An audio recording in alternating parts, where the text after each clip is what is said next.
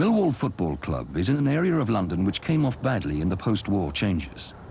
Traditional industries, in particular the docks, were closed down or relocated. Better-off families moved to the home-owning suburbs. Others were forced to move as the 19th century neighbourhood was transformed by tower blocks. The old community was fractured and scattered.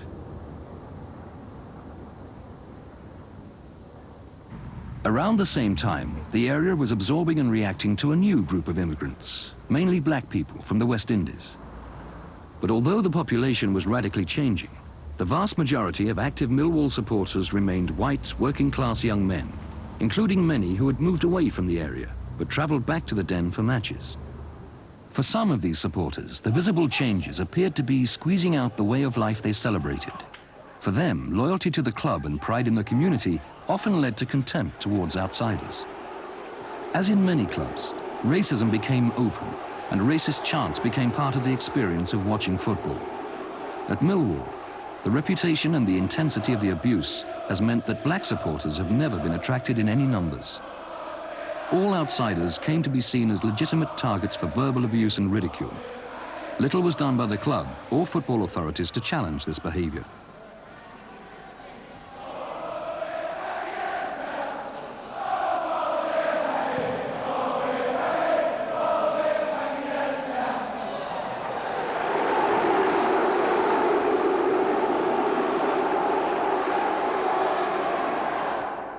Immediately after the war, people who'd been bombed out or moved away from Lewisham into Newtown development and places like that, and a lot of other people came who had moved into the area and basically had not got the association with Millwall that they had. In addition to that, certainly in part of the time, a part of an hooligan element developed around Millwall, and as a result of that, people who were normal supporters actually stopped themselves coming to football. It changed as society changed.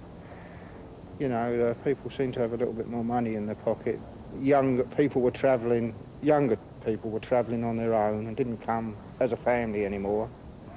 And they used to converge in groups more.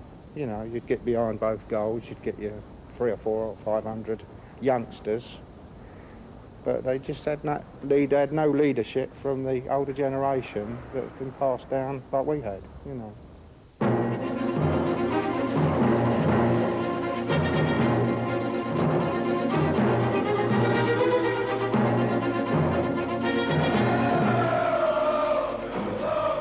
Millwall is more than a football club, it's a way of life. It offers As part of the flurry of media concern and fascination, a panorama programme of 1977 attempted to explore the phenomenon of hooliganism by focusing on Millwall. We're always in the sort of second and third light, but people are frightened of us all over England. The supporters, best supporters in the land. They go anywhere. Anyone comes down here, they get slung out, I'll tell you that now. All we're going for is a good game of football, a good punch-up and a good piss-up. And that's all about Millwall. It was an attempt to go beyond the crudities of the popular press, but part of its effect was to reinforce the stereotypes. Like any other set of supporters, they cheer on their team, question the referee's parentage, exchange pleasantries with the police, whom they call the Old Bill. It set out to identify violent gangs and explored the theory, widely held at the time, that they were linked to extreme right-wing groups. At the bottom of the hierarchy are the youngsters. They call themselves the halfway line, and when it comes to aggro, they imitate their elders. But as they grow older, they have a career choice to make. Some of them graduate to treatment. They're the ones in the surgical masks. Although one mobs, treatment don't pick fights, but they're always there when they happen. In the trench warfare of the terraces, it's F Troop who go over the top. F Troop are the real nutters, self-confessed loonies like Harry the dog, who go looking for fights and are seldom disappointed. And the scheduled ruck took place. The programme became part of football folklore. This is the view of Millwall that has become familiar, building up notoriety for people like Harry the Dog. But 12 years later, the young man leading the chanting in the film remains critical of their approach. Well, the Panorama programme done many interviews with Millwall supporters, and when it was actually come out on the telly, it was a little bit one-sided. I mean, we have, as I said before, we have got tough supporters, and a lot of people are proud of that reputation. But they came around and interviewed me, and I told them a few things about Millwall, which they just wasn't interested in, like the Sunday markets or whatever we was doing then. But it wasn't really news to them. It's the same little story. They wanted to jump on the old bandwagon, not Millwall. Well, after the Panorama programme, a lot of the troublemakers, a lot of the hooligans, started to take themselves seriously. They started to move their own publicity, and it made them do it all the more. I thought it was just a sort of a couple of nutters having a fight over there. That's it, you know, police come on, bund them away, that was it. They actually took themselves seriously, and they went out to sort of start causing trouble because getting the papers... It became premeditated. Yeah, rather cut than out to the spontaneous. violence, you know, a little scrapbook and all that sort of thing. That's right. Got it on video indoors. Prized possession on the shelf in the cupboard, like sideboard. They actually began to believe what was written about them, and after it was... And the Panorama programme brought all that out. It brought all the bad things out in the people themselves. You know, it made people believe what they was doing was somehow noble, something like that. And really, it wasn't. You know, it was just damaging football and Millwall Football Club as a whole, like, you know. I think the press seem to overdo it.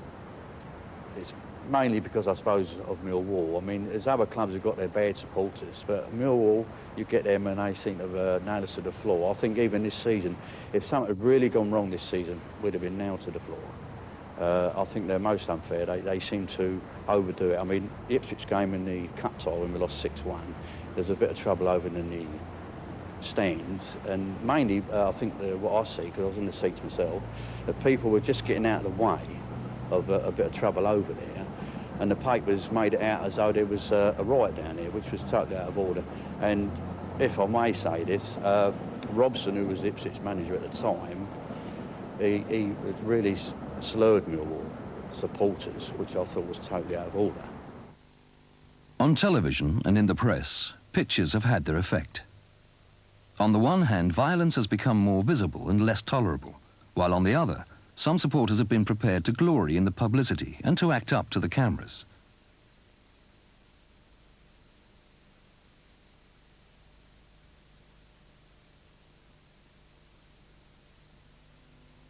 In fact, similar incidents have become frequent throughout the country. But Millwall lived up to its poor reputation and continued to be singled out in coverage and in calls for punishment. The authorities have come to see the problem as one of crowd control. Measures have been steadily strengthened. Policing is heavy. The experience of going to a football match now includes being herded by police with horses and dogs and close surveillance. At Millwall, the view of the game is restricted by cages and spikes, as supporters are firmly separated.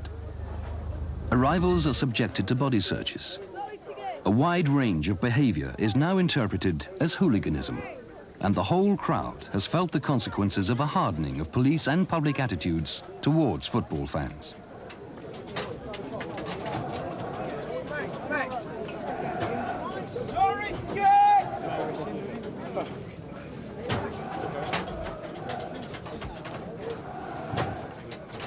They treat us like dirt. I think for most football supporters, they herd you about, they push you around, they want the slightest excuse to give you a tough time, not just because we're Millwall, because we're football supporters. At home they're okay, because we sort of know a lot of them sort of from seeing them at home games. Away games it's different because we only go out to sort of like see other teams once a season. It's always been bad. I don't know if it's getting much better. Like, you go